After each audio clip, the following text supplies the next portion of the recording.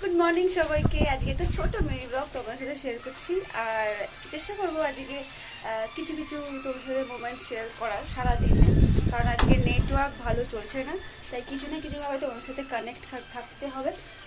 তো এইভাবেই ভিডিওটা করে রাখি, তারপর না পোস্ট করবো।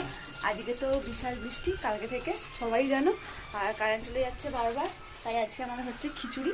এখানে আমার আলু ভাজা হয়ে গেছে, আর খিচুড়ির জন্য আলু ভেজে রেখেছি। এখানে ডাল ভাজা হয়ে গেছে, আর এখানে হাঁড়িতে চাল তুলে দেওয়া হয়েছে। তারপর এটা ফুটলে তারপর তো নানান মানে হবে সব কিছু, মানে জোগাড় যাতে সব কিছু রেডি। আর এখন সবাই ল্যাদ খাচ্ছে, কারণ টিফিন করা হয়ে গেছে, সবাই ল্যাদ খাওয়াই চলছে। আর এখানে মামনিও বসে বসে ফোন দেখছে, পাপা শুয়ে শুয়ে নিউজ পেপার পড়ছে, আর ওদিকে আমাদের স্পেশাল গেস্টও এখানে শুয়ে আছে। আমি আজকে ব্লগ বানাচ্ছি, এর ঘুম ভেঙে আবার ঘুম পেয়ে গেছে, এমন মুখটা হয়ে গেছে। ঠিক আছে চলো, আমি তো গোপালকে দেখাচ্ছিলাম, এই সময় মা ফোন করেছিল গোপালকে দেখার জন্য। মায়ের মন খারাপ করছে গোপালকে দেখবে বলে, তো তোমাদের ঠয়ে দেখিয়ে দিই। এই যে আমার আর আমার ভাইয়ের গোপাল, ভাইটা আমার কাছে আছে, কারণ এটা ইস্যু হয়েছে, সেই জন্য আমার কাছে আছে, আবার চলে যাবে কয়েকদিন পরে। চলো দেখতে থাকো, সামনে থাকো। পরের কাজ একই, তুমি আমার করছো কেন? তুই তো বসিয়ে দিয়ে চলে গেলি। আরে আমি তো আলুটা ভেজে একটু দেখাচ্ছিলাম, তারপরে ও না, তোর ঘরটায় পুকুর কাটলে আর কাউকে খেতে হবে না। আরে পুকুর না কাটো, খাল বিল নদী সমুদ্র এইসব কাটো না, শুধু বড় বড় কথা, কাজে নয়। আহ কি সুন্দর লাগছে সেন্ট, বলো। এখন ফালতু বকিস না, আহা মলম লাগাতে এসছে। আরে মলমে গন্ধ ছাড়বে কিন্তু, মলম লাগাচ্ছি আর কোথায়? তুমি রাহুল রুইদাসের মতো বলছো, ওর শাশুড়ি যেমন বলতো রাহুলের মা, তুমি তো ওর মতো বলছো। তুমি দেখাও কি সুন্দর, সেই টিভিতে যেমন দেখায় শেফরা, লাল সবুজ কালার গুলো আছে, ওগুলো সুন্দর গন্ধ।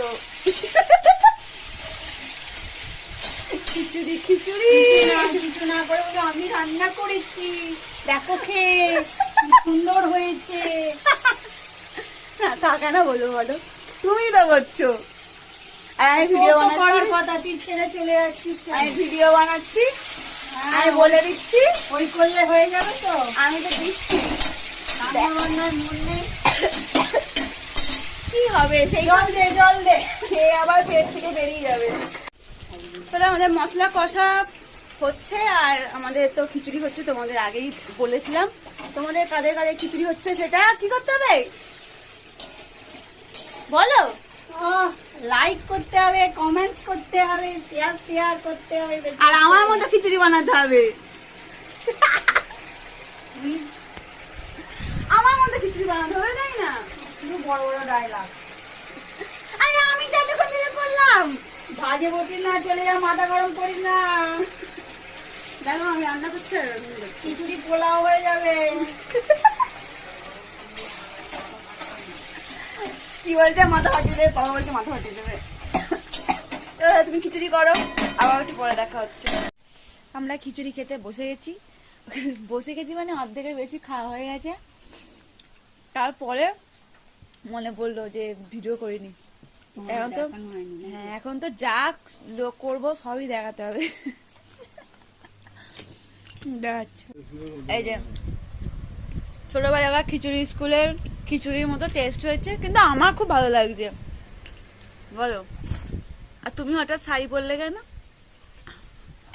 সেটা সবাইকে গুড নিউজটা দিয়ে দাও। আমি শাড়ি পরলাম একটু গানের নাচের ভিডিও করবো বলে। সেটা কোথায় দেখতে পাবে লোক? ফেসবুকে দেখতে পাবে। ডলি দে ফেসবুক প্রোফাইলে, তাই তো? হ্যাঁ, ঠিক আছে, আমি শেয়ার করে দেবো, সবাই দেখবে। কেমন লাগলো দাদা? ভালো, কতটা ভালো? শেষ পাতে ঘি খেতে নেই। আমি ওকে বলেছি শেষ পাতে ঘি খেতে নেই, ওই জন্য এরকম বলছে। তাহলে আমরা খেয়ে নিই। ঘুম থেকে উঠে দুজনে মিলে বেরিয়েছি কিছু খাওয়া দাওয়া করব। আমি বেরিয়েই ফুচকা খেয়ে নিয়েছি, দেখতে পেয়েছি সামনে, সেই লোভ আর সামলাতে পারিনি। আর ও এখন খুঁজছে চপ, কিন্তু কোথাও আমরা চপের দোকান খুঁজে পাচ্ছি না। আমি ওকে বলছি বারবার যে চল মামার বাড়ির দিকে যাই, তাহলে মামার বাড়ির ওখান থেকেই কিনে নেবো, মানে মামার দোকান থেকে কিনে নেবো। কিন্তু ও যাবে না ওইদিকে, বিশেষ কারণের জন্য ইল্লি দিল্লি ঘুরে বেড়াচ্ছে এখন। আর আমারও ঠিক আছে, ভালো ঠান্ডা ঠান্ডা হাওয়া, আমি বেশ মজা করতে করতে ঘুরছি, আমার ভালো লাগছে। কিন্তু ওর তো খিদে পেয়েছে, সেটা তো একটা মেন পয়েন্ট না। যাই হোক, যেটা যে জন্য হতে চাইছে না সেটাই তোমাদেরকে শুনিয়ে দিচ্ছি, একটু শুনেই নাও। বিশেষ কারণ হচ্ছে হাফ প্যান্ট। যাই হোক, কিছু করার নেই, ও এখন যাবে না ওদিকে।